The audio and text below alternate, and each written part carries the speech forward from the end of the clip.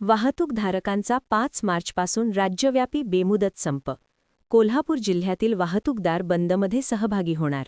राज्यातील truck, tempo, tanker, बस, taxi आणि auto वाहतूकदारांच्या प्रलंबित प्रश्नावर महाराष्ट्र ट्रान्सपोर्ट ॲक्शन कमिटीतर्फे 5 मार्चपासून राज्यव्यापी बेमुदत बंद आंदोलनाचा इशारा देण्यात आलाय.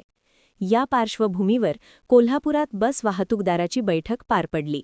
या बैठकीत ई-चलन प्रणालीतील त्रुटी, वाढते दंड, न्यायालयीन सुनावणीचा अभाव, नो एंट्री नियमातील विसंगती व सक्तीच्या रेट्रोफिटमेंट टोबाबत नाराजी व्यक्त करण्यात आली. शासनाने 7 दिवसात मागण्या मान्य न केल्यास बेमुदत बंद पुकारला जाईल असा इशारा जिल्हा बस वाहतूकदार संघटनेचे अध्यक्ष सतीशचंद्र कांबळे यांनी दिला.